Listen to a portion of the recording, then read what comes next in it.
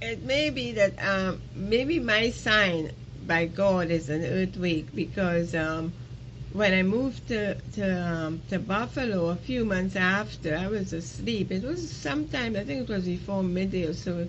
I don't know. I must go on the internet and look at it. But there was another earthquake, a small tremor, and but I felt that one a little bit. But I was so tired because when you come from sleeping in your car for so many years, you know, you're trying to catch up on sleep. Now, any little break you get, you're sleeping. But I felt it, and then I turned on the news, I think, when I woke up, and they said there was an earthquake here in Buffalo, but it was slight. So maybe the earthquake was a sign of that 60 cents coming. I don't know, but I think that's my message. I don't know.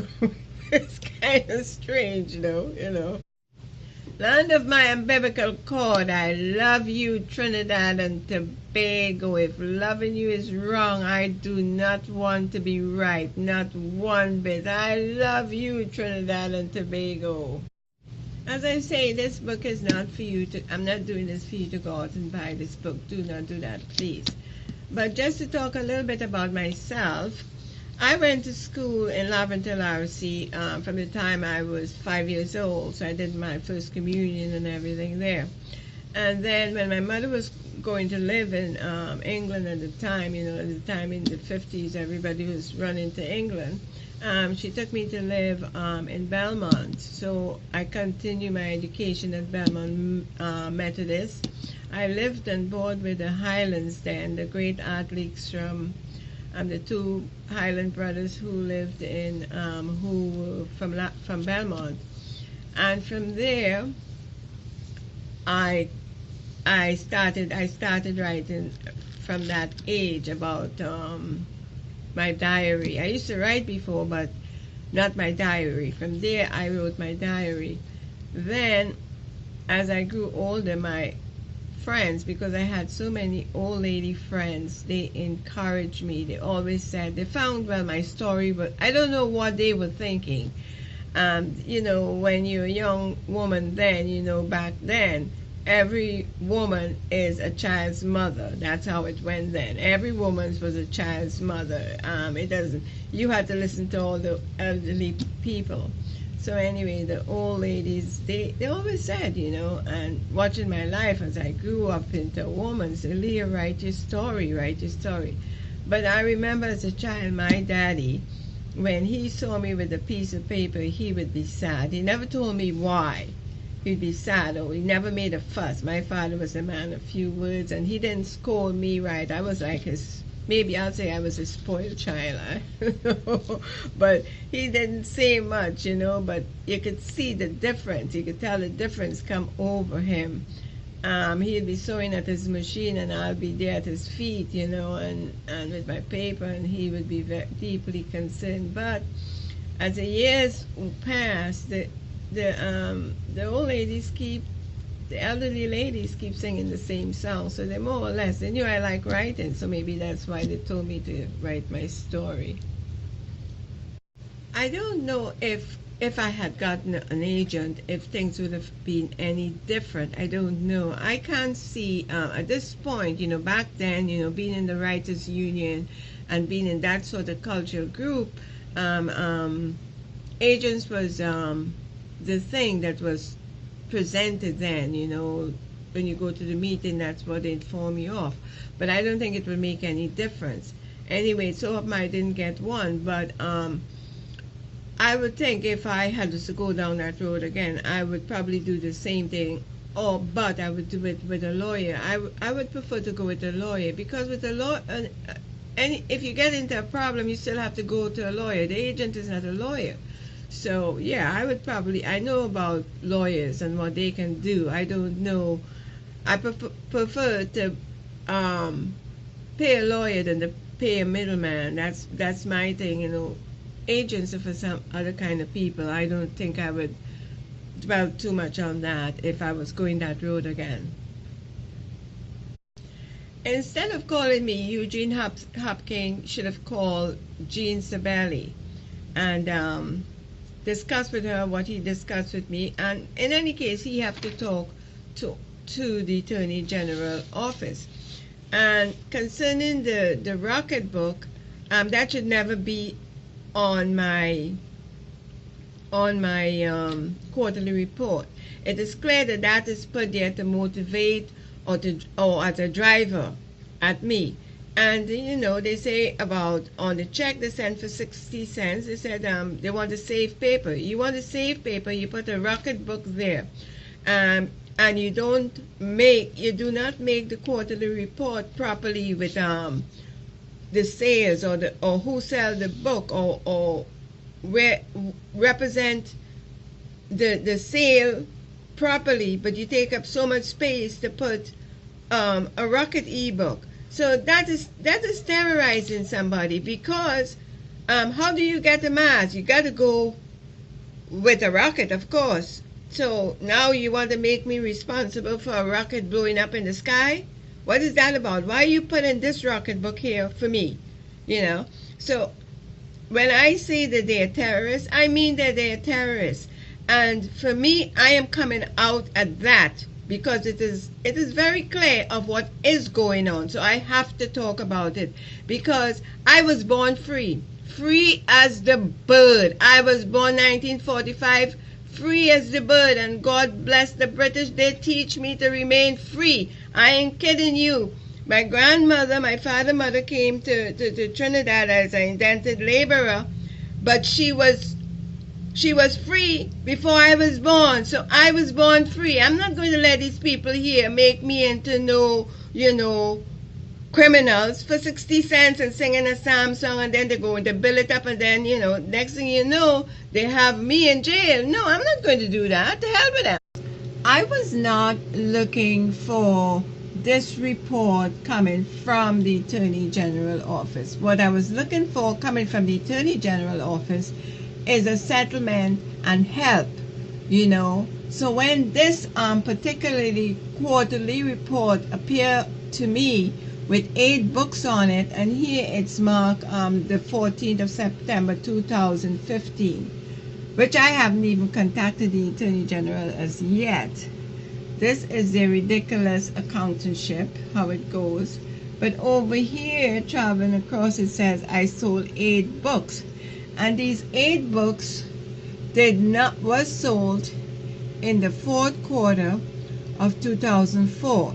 My 20 books was bought in the 3rd quarter of 2004.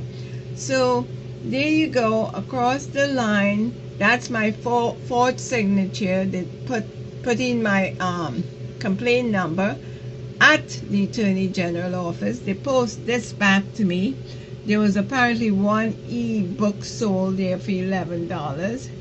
And down here they say 8 books were sold and $38 is due to me. Move across the line and you will see number of books sold. Come across 8 books. Ridiculous books keeping.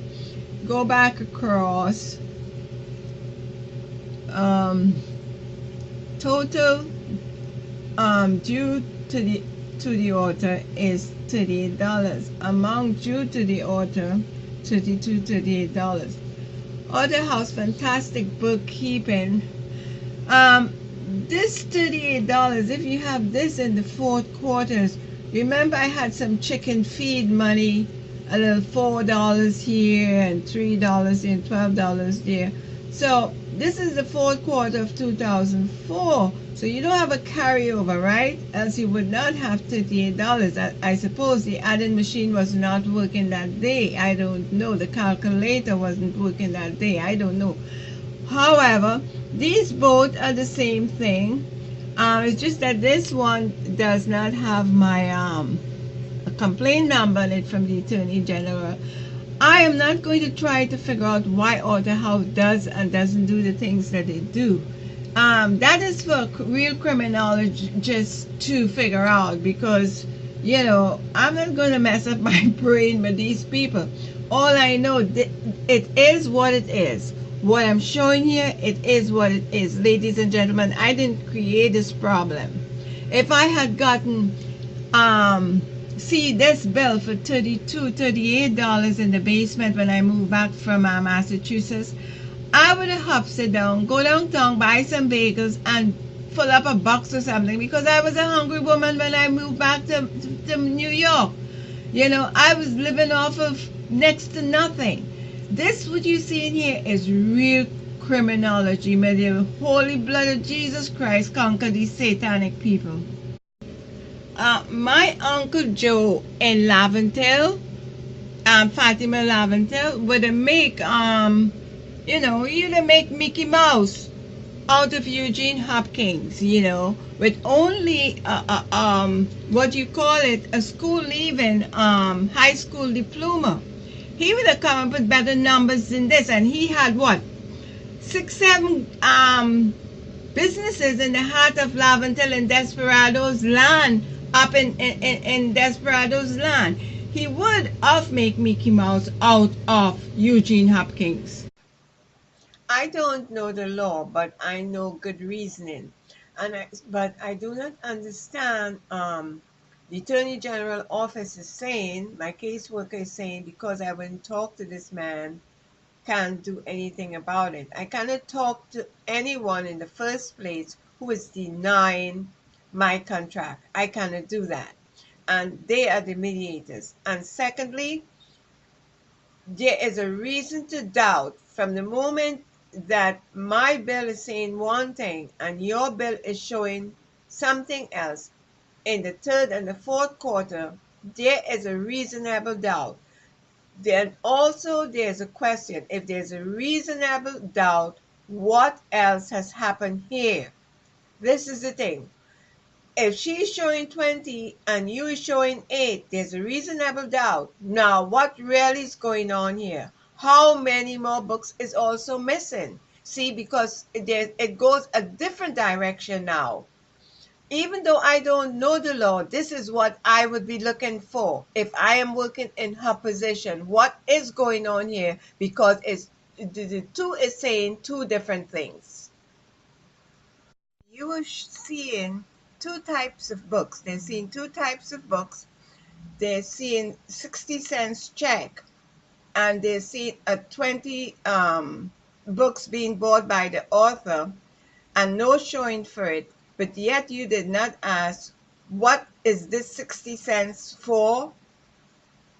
So how did they arrive to this rebuttal? Because I do not want to talk to a bullying lawyer. I mean, I don't understand. When I say I don't understand it, I am not exaggerating. It is just not understandable. All right, this one is the 5th page on my bulk. This is the first quarter of 2003. I just want to mention, anything that you see at the bottom of any bill, that's money due to the author. So there's never any carryover. They say there's a carryover. There's never any carryover. I just wanted to make that note very quickly. So this is the first quarter of 2003. And this is the basic lineup of all their bills. And, try to focus on it as good as I can. So this came from the bulk, as I said. This is July 12, 2005. This one is where they forged my handwriting and put in my complaint number, but they put September 14.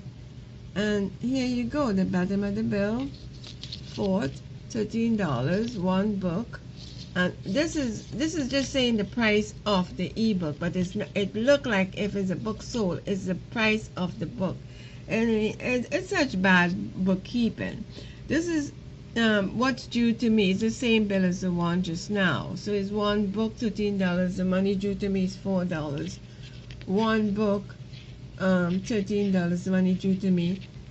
The date on it is September 4. Over here is the same thing. First quarter, 2003, they put in September 14.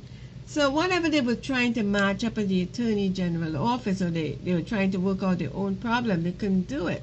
This is what I'm thinking. But then they put my signature there that does these things. I do not understand why they did these things. Crime, whatever it is, I don't know if they get tax reduction for doing these things. I don't know what it is. I just know had been done, and I know that I have to show these things. It is the 5th page. It came from the bulk of the 10 pages I got, the 10 quarterly report.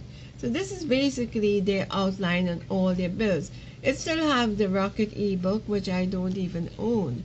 So this is Author House. This is their brilliant